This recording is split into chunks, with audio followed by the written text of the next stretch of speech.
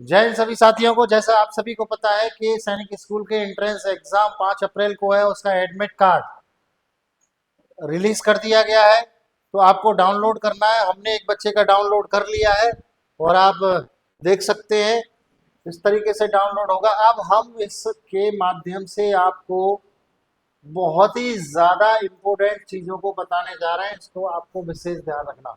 हालांकि हमने एक वीडियो बनाया था, उसमें सारा कुछ बताया है, लेकिन ज़्यादा डिटेल में नहीं बता पाए। तो हम सोच रहे हैं कि जो बच्चे सालों साल मेहनत करते हैं, जो पेरेंट्स सालों साल मेहनत करते हैं अपने बच्चे को पढ़ाने के लिए, तो वो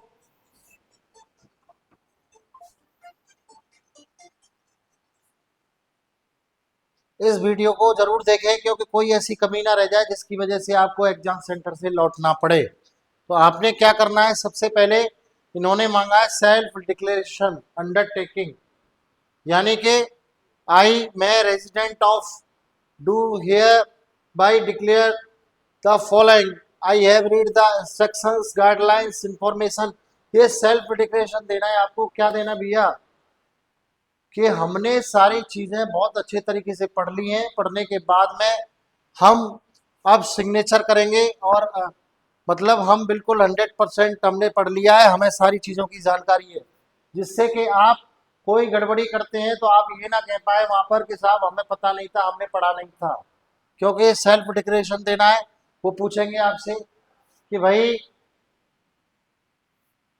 आपने पढ़ा नहीं है तो ये सिग्नेचर कैसे कर दिए। तो आपने क्या करना, कैंडिडेट फोटो लगाना है, सेम अपलोड, यानी कि जैसा फोटो है वैसा ही आपको फोटो लगाना है।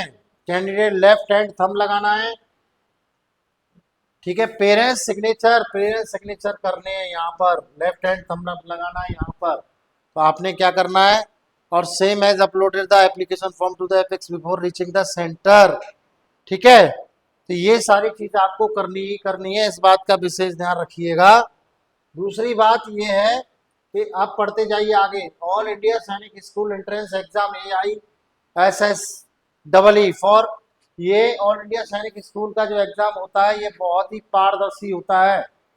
इसमें किसी तरीके की कोई चीटिंग की गुंजाइश नहीं रहती है। जैसे कि और पेपर हुए हैं इसमें गुंजाइश थी, लेकिन इसमें गुंजाइश नहीं रहती है। और ये सारे नंबर भी बताते हैं बच्चों के कितने नंबर आए, OMR भी डालते हैं एग्जाम होने के बाद कि आपका बच्चा ये करके आया साहब। तो आपने क्या करना है कि बहुत सावधानी इसमें बरतनी है इसके एग्जाम में। This admit card consist of 3 page, यानी कि 3 पेज का एडमिट कार्ड आपको निकालना है। अब बहुत से पेरेंट्स कहेंगे, बच्चे कहेंगे साहब ब्लैक एंड व्हाइट निकाल लें या कलर्ड निकाल लें। तो मैं उनकी जानकारी के लिए बता देता हूँ कि 10-5 रुपए में कुछ नहीं होगा, आप कलर्ड ही निकालिएगा, सारी चीज़ें स्पष्ट हों। क्योंकि आप सही है और चीज़ें स्पष्ट दिखेंगी तो कोई प्रॉब्लम नहीं होती है, ठीक है। 3 पेज का है, 3 पेज के एडमिट कार्ड को निकालना है, कलर्ड ही निकाल लीजिएगा। All candidates are required to download and read carefully the instructions given with the admit card and strictly adhere to them, यानी कि आप सारे इंस्ट्रक्शंस एडमिट कार्ड में जो दिए हैं अच्छी तरीके से पढ़ लीजिए। फिर बाद में मत कहना बच्चे को एग्जाम कोई गलत गतिविधि उनको दिखी, या कोई बच्चा किसी के बच्चे में बैठ करके जो चीटिंग चलती है कि एग्जाम दे रहा है, उसका भाई दे रहा है, बहन दे रहा है, ऐसा कुछ नहीं हो सकता है। इस चीज़ का विशेष ध्यान रखिएगा, इसमें चीटिंग नहीं चलेगी बिल्कुल भी। क्योंकि इस बार इन्होंने क्या किया है, देख लीजिए, ये बार कोड भी बनाया हुआ है, बार कोड भी डाला हुआ है। इसको स्कैन करेंगे वो सारी डिटेल आपकी खुल के आ जाएगी। चलिए, सेल्फ डिक्लेरेशन हो गया आपका। अब आप, no candidate would be allowed to enter the examination centre without admit card. कोई भी पेरेंट्स ध्यान से रखिए, सुनिए, और वीडियो को डाउनलोड शेयर जरूर किया कीजिए, क्योंकि बहुत सारे पेरेंट्स को जानकारी नहीं होती। हमारा और आपका कर्तव्य होता है कि उनको जानकारी दें। विदाउट एडमिट कार्ड के कोई भी बच्चा एग्जाम देने ना जाए। कुछ बच्चे क्या करेंगे, कुछ पेरेंट्स क्या करेंगे कि एडमिट कार्ड निकाला और उसे कहीं भी डाल दिया। ऐसा नहीं, तोड़ना मड़ोड़ना सिकोड़ना नहीं है, बहुत अच्छे तरीके से उसको रखना है, ठीक है। विदाउट बिल्कुल भी एंट्री नहीं है, ठीक है। डिक्लेरेशन में मांग रहे हैं ये आपके signature, parents signature, candidate valid ID proof, valid ID proof यानी आधार कार्ड आपको जिसमें आपकी डिटेल मैच करती हो। आप इस बात का विशेष ध्यान रखिएगा कि जो एडमिट कार्ड में हो वही आधार कार्ड में होना चाहिए। यानी रामू कुमार आपका नाम है तो रामू कुमार ही आपके आधार कार्ड में होना चाहिए। एडमिट कार्ड में रामू कुमार है तो रामू कुमार आधार में होना चाहिए। डेट ऑफ बर्थ आपकी जो आधार कार्ड में है वही आपके एडमिट कार्ड में होना चाहिए। यदि आपकी डेट ऑफ बर्थ अलग है, आधार में अलग है, एडमिट कार्ड में अलग है, तो बिल्कुल एग्जाम देने मत जाइए। आपको बिल्कुल चीटर की गिनती में शामिल कर लिया जाएगा। साफ इंस्ट्रक्शंस हैं, इस बात को ध्यान रखिए।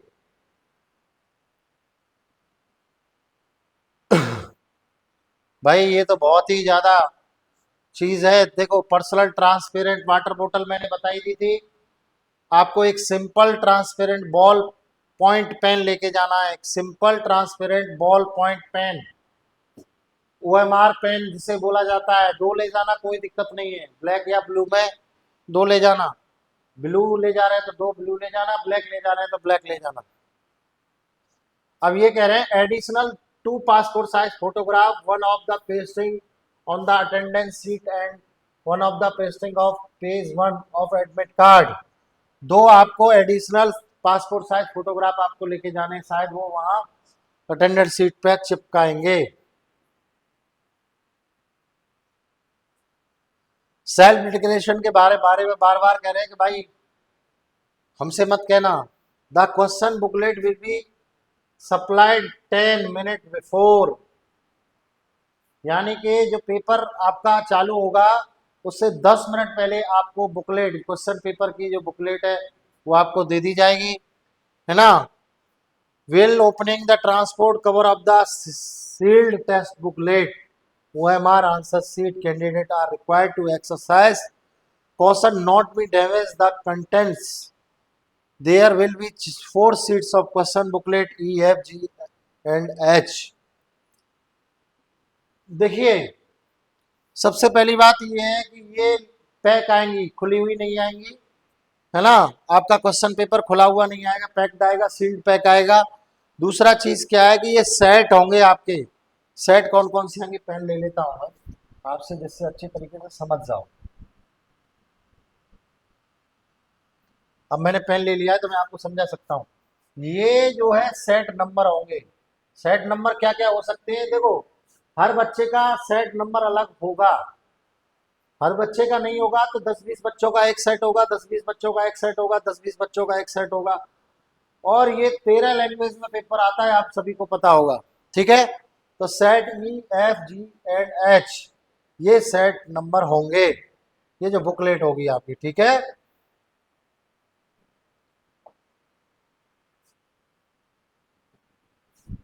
चलिए मिटा देते हैं इसे। अब भाई फिर मैं एक बार बोल रहा हूं आपसे, यदि आप वीडियो को पॉज करेंगे तो आपको कुछ भी समझ में नहीं आएगा। फिर एक बार क्या बोल रहा हूं आप समझिए। ये जो है ये सही करेक्ट है। ये जो तरीका है OMR भरने का ये बिल्कुल सही है, लास्ट वाला। ये गलत तरीका है। दो गोले भरेंगे आप, बिल्कुल गलत है। और ये तो बिल्कुल गलत है, एक पे आपने रॉन्ग लगा दिया और एक पे गोला भर दिया, ये गलत है। गलत ये भी है, एक पे रॉन्ग लगा रहे हैं, एक पे राइट लगा रहे हैं, ये भी गलत है। और गोले को आधा अधूरा भर रहे हैं, ये तो बिल्कुल ही गलत है। तो जो बच्चे तैयारी कर रहे हैं, प्रैक्टिस कर रहे हैं, उनको बहुत अच्छे तरीके से पता है। हमारे यहाँ बच्चे सालों से तैयारी कर रहे हैं सैनिक स्कूल की, तो उनको पता है कि OMR कैसे बननी है। उनको प्रैक्टिस ही OMR भरने का बार बार कराया जा रहा है और मॉक टेस्ट लगवाए जा रहे हैं। तो यार यदि आप भी तैयारी करना चाहते हैं तो हमारे यहाँ से कर सकते हैं। हमारा जो टोल फ्री हेल्पलाइन नंबर है वो हमारा ये है 9412303751। ये नया बैच सैनिक स्कूल का हमारा यहाँ 6 अप्रैल से चालू हो रहा है। 5 अप्रैल का पेपर है, 6 अप्रैल से न्यू बैच स्टार्ट हो रहा है। हॉस्टल बैच है ये। तो आप भी अपने बच्चे को या बच्चे तैयारी हमारे यहाँ से करना चाहते हैं तो हॉस्टल फैसिलिटी आपको मिलेगी। और जो बच्चे ये सोच रहे हैं कि भाई जिन बच्चों के 300 में से मॉक टेस्ट में 150 नंबर आ रहे हैं तो वो अभी से तैयारी करना चालू कर दीजिए, ठीक है, सारे सब्जेक्ट में। 300 में से 125 नंबर आ रहे हैं, उनका कहीं नंबर पढ़ने के चांसेस नहीं रहेंगे। इस बात को आप समझ लीजिए, ठीक है। इसमें बहुत इन चीज़ों का विशेष ध्यान रखा जाता है। चलिए अब आगे चलते हैं। वैसे मैं सारे बच्चों को बधाई देता हूँ, शुभकामनाएं देता हूँ अभी से कि बच्चे बहुत अच्छा करें।